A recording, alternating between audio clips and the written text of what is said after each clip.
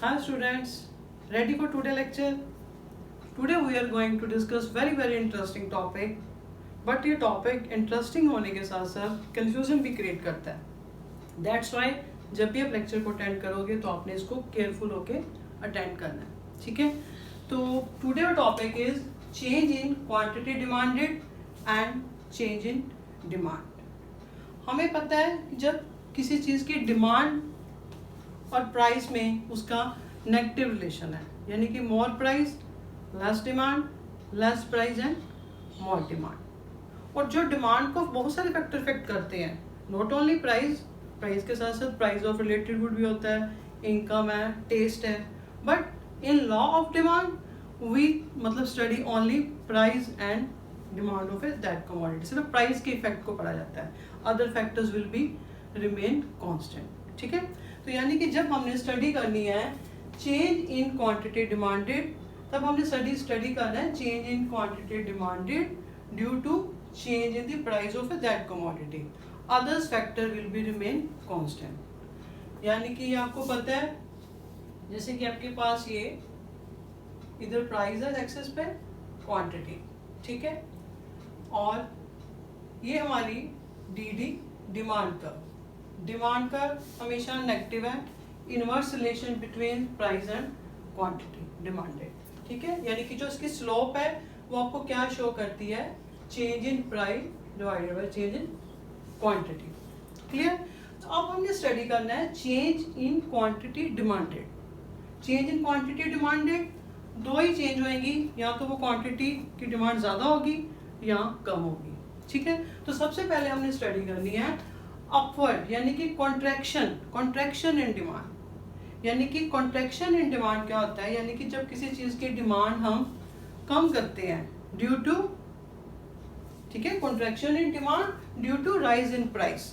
उस कमोडिटी का प्राइस ज़्यादा हो रहा है तो उस चीज़ की डिमांड कम कर देते हैं, that is contraction in demand. यानी कि पहले आप किसी चीज़ की इतनी थी, प्राइस इतना था, तो आप किसी चीज़ की डिमांड इतनी कर रहे थे. अब उसका प्राइस बढ़कर P से P1 हो गया, P से P1 हो गया, तो आपने उस चीज़ की क्वांटिटी को कम कर दिया. ठीक है ना?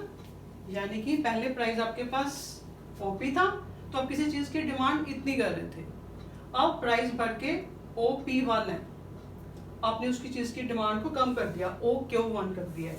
यानी कि डिमांड कम हुई है, यानी कि आपका ये मतलब है कि कॉन्ट्रैक्शन इन डिमांड है due to increase in price. यानी कि पहले आप इस पॉइंट पे थे, ठीक है, अब आप इस पॉइंट पे हो, यानी कि ये मूवमेंट हो रही है, अपवर्ड मूवमेंट है, आप यहाँ से यहाँ पे शिफ्ट हो रहे हो, दैट इज अपवर्ड मूवमेंट. यानी कि जब भी आपने चेंज इन क्वांटिटी डिमांडेड पढ़नी है, दो केस स्टडी करेंगे हम. अपवर्ड मूवमेंट को आप कॉन्ट्रैक्शन इन डिमांड भी बोला जाता है. कॉन्ट्रैक्शन इन डिमांड क्यों है? Due to increase in price. Clear? पहले यहाँ पे आप इतनी क्वांटिटी परचेज कर रहे थे, अब प्राइस अप होने के कारण आपने उसकी डिमांड क्वांटिटी इतनी कर दी, तो दैट्स वाई आप यहाँ से यहाँ शिफ्ट हो गए, मूवमेंट आपकी अपवर्ड शिफ्ट हो रही है, but this is contraction in demand. Clear? ऐसे अब आपके पास दूसरा केस आएगा, प्राइस क्वांटिटी. दूसरा केस यानी कि ये आपके पास सेम डी का सेम इनवर्स रिलेशन है, क्योंकि अदर फैक्टर्स रिमेन कांस्टेंट, हम सिर्फ प्राइस के इफेक्ट को कर रहे हैं. अब हमने पढ़ना है एक्सपेंशन इन डिमांड. एक्सपेंशन या एक्सटेंशन.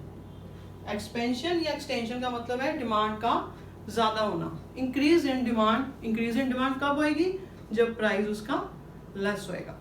ठीक है? इंक्रीज इन डिमांड जब प्राइस उसका लेस होएगा. तो आपके पास ये देखिए, पहले आपकी किसी चीज की आप डिमांड इतनी कर रहे थे, क्लियर?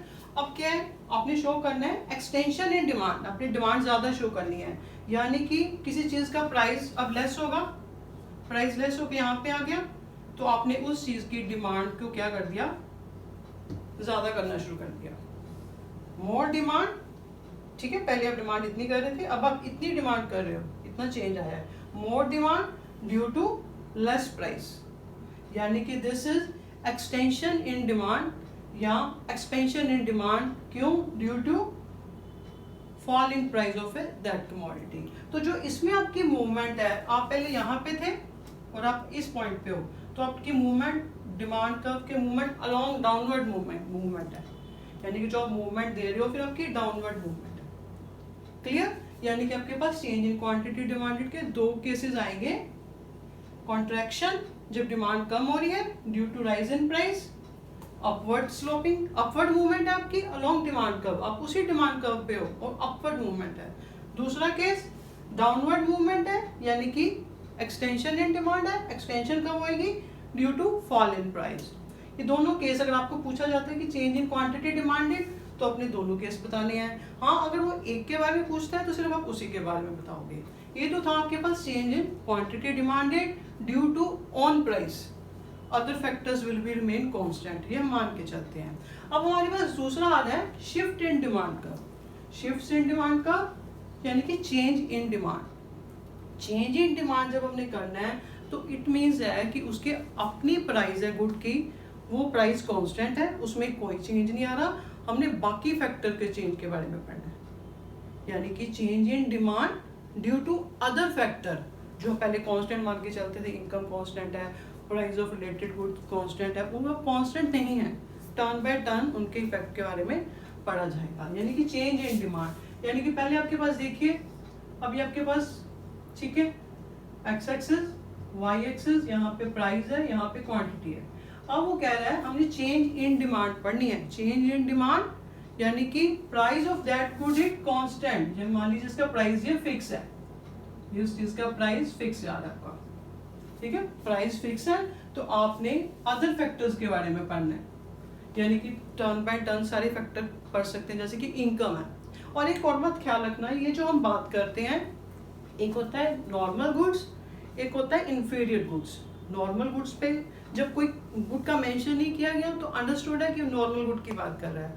हाँ, अगर वो इंफीरियर गुड की पूछना चाहता है तो वो मेंशन करेगा इंफीरियर गुड, नहीं कुछ मेंशन तो नॉर्मल गुड्स। ये हम नॉर्मल गुड्स की बात कर रहे हैं, इंफीरियर गुड भी मैं आपको बाद में बताती हूँ। ये अब क्या है, कह रहे हैं हमने चेंज इन डिमांड करनी है, यानी कि चेंज इन डिमांड क्या आएगी, change in demand due to other factor on price of a commodity will be constant. अब यानी कि इनकम का इफेक्ट ले लीजिए, ठीक है, तो ये हमारी पता है डिमांड कब है, ठीक है, डीडी डिमांड कब वैसे ही रहेगी, उसका प्राइस अपना फिक्स रहेगा। अब कह रहे हैं हमारी इनकम, अगर कंज्यूमर की इनकम बढ़ रही है, मोर इनकम है, तो वो उस चीज की डिमांड को क्या करेगा, ज्यादा करेगा, ठीक है, मोर, तो उसमें यानी कि डिमांड कर्व में हमारी शिफ्ट आ जाएगी। हम मोर इनकम है तो चीज की डिमांड ज्यादा करेंगे, तो वो हम एक राइटवर्ड शिफ्ट हो जाएंगे, ये राइट तरफ फॉरवर्ड वर्किंग जा रही है।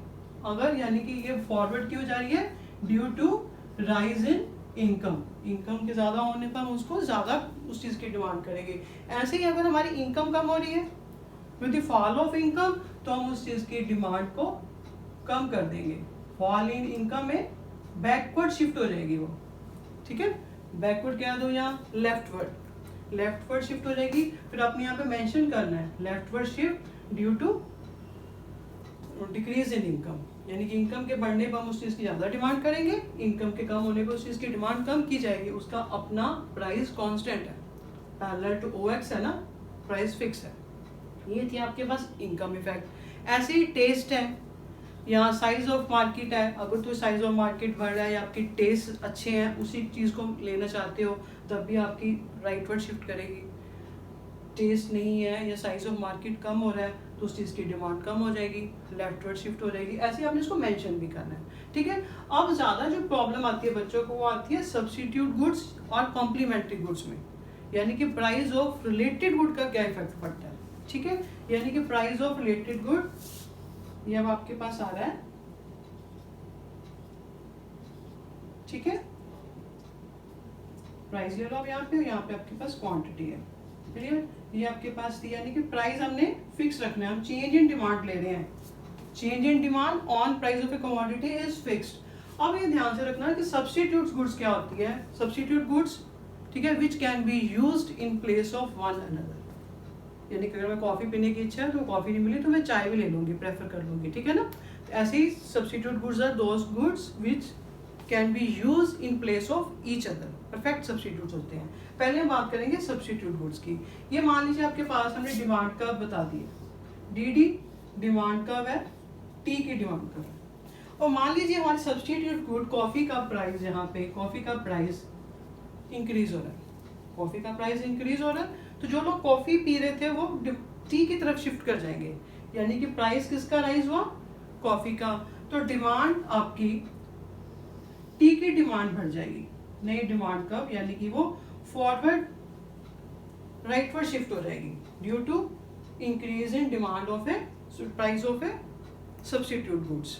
सब्स्टिट्यूट गुड का प्राइस इंक्रीज हुआ था, डिमांड उस खुद कमोडिटी की बढ़ गई, ऐसे ही अगर उसका प्राइस लेस होगा, अगर कॉफी का प्राइस सब्स्टिट्यूट गुड का प्राइस लेस होता है तो वो क्या है, ठीक है ना, प्राइस बढ़ गया तो उसका, तो डिमांड आपकी इसकी बढ़ गई। ऐसे ही अगर मान लो कॉफी का प्राइस लेस हो रहा है, कॉफी का प्राइस लेस हो रहा है तो टी की डिमांड भी लेस हो जाएगी, टी की डिमांड आपके पास लेस हो जाएगी, यानी कि जो लोग फिर टी पी रहे थे वो कॉफी की तरफ शिफ्ट हो जाएंगे। यानी कि किसी भी जब सब्स्टिट्यूट गुड का प्राइस बढ़ता है तो उसका डायरेक्ट वैसे ही इफेक्ट पड़ेगा दूसरी गुड पे।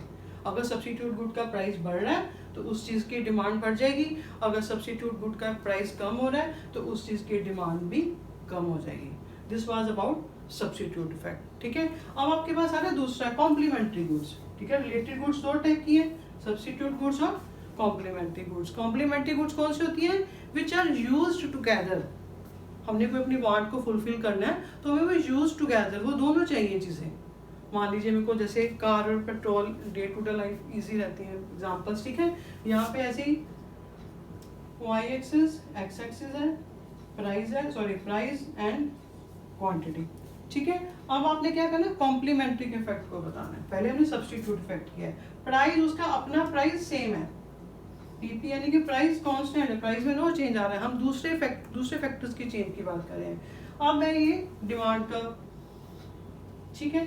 अब क्या है, मान लो डिमांड कर्व कार की डिमांड कर्व है, अब हम कॉम्प्लीमेंट्री गुड्स क्या करें, यानी कि कार की डिमांड कर्व है, मान लीजिए पेट्रोल का प्राइस आपके पास ज्यादा हो गया, पेट्रोल का प्राइस ज्यादा होने से आप कार की डिमांड कम कर दोगे तो ये बैकवर्ड शिफ्ट हो जाएगी, ठीक है। ये इधर लेफ्टवर्ड शिफ्ट हो जाएगी ड्यू टू, आप बोलोगे due to increase in price of a complementary good, ये लेफ्टवर्ड शिफ्ट हो रही है। ऐसे ही अगर आपका पेट्रोल का प्राइस कम हो जाता है, पेट्रोल का प्राइस कम हो रहा है तो ये राइटवर्ड इसकी डिमांड बढ़ जाएगी, ठीक है, इसकी खुद की डिमांड कार की बढ़ जाएगी तो ये राइटवर्ड शिफ्ट हो जाएगी due to fall in price of a petrol. यानी कि कॉम्प्लीमेंट्री गुड जब भी होती है तो उसका दूसरी गुड की जो असर पड़ता है वो इनवर्स होता है। अगर कॉम्प्लीमेंट्री गुड का प्राइस बढ़ रहा है तो उसकी डिमांड, जो गुड की कमोडिटी की कंजम्पशन करे उसकी डिमांड कम हो जाएगी, अगर इसका प्राइस कम हो रहा है तो उसकी डिमांड बढ़ जाएगी, ठीक है ना। This was about complementary goods, substitute goods, complementary goods. अब आपको क्लियर। और एक बात और है कि जब ये हम गुड्स की बात करते हैं तो ये सारे केसेस आपके पास नॉर्मल गुड्स हैं।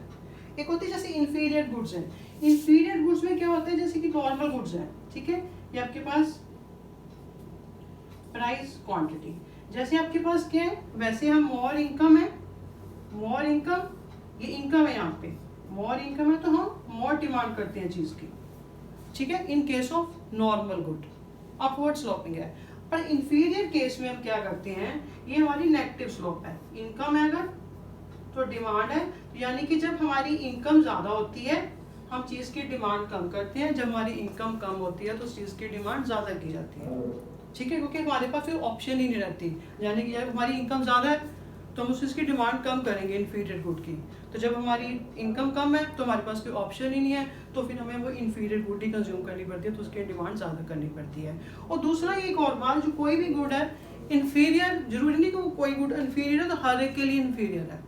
मान लीजिए example black and white TV है, कलर टीवी है, ठीक है। अगर मैं black and white TV afford कर पा रही हूँ, ठीक है ना, कलर टीवी नहीं ले सकती, तो मेरे लिए वो black and white TV good ही अच्छी है, वही मेरे लिए सुपीरियर है, वही मेरे लिए मतलब इंफीरियर नहीं है, दैट्स वाई मैं उसको खरीद रही हूँ।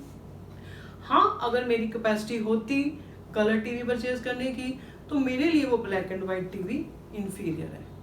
यानी कि गुड ये नहीं है कि कोई अगर गुड इंफीरियर है तो वो सबके लिए इंफीरियर है, अगर तो वो पर्सन उसको अफोर्ड उस गुड को मतलब उसे अच्छी गुड ले पा रहा है, दैट इज़ वो गुड उसके लिए इन्फीरियर है, ठीक है ना। ब्लैक एंड वाइट अगर मैं कलर टीवी की प्रेफर कर रही हूँ, मैं ले सकती हूँ, तो मेरे लिए black and white inferior good है। यानी कि इनकम पे डिपेंड करता है हमारी कि गुड वो इन्फीरियर है कि क्या है, ठीक है। दिस वाज अबाउट आपके change in quantity demanded and change in demand. तो इसको अच्छी तरह साथ के साथ इसकी प्रैक्टिस कर लीजिए। तो मेरे ख्याल से तो ये जो आपका टॉपिक है ये कंप्लीट हो गया। तो in our next lecture we will start elasticity of demand, ठीक है। Till prepare this, have a nice day.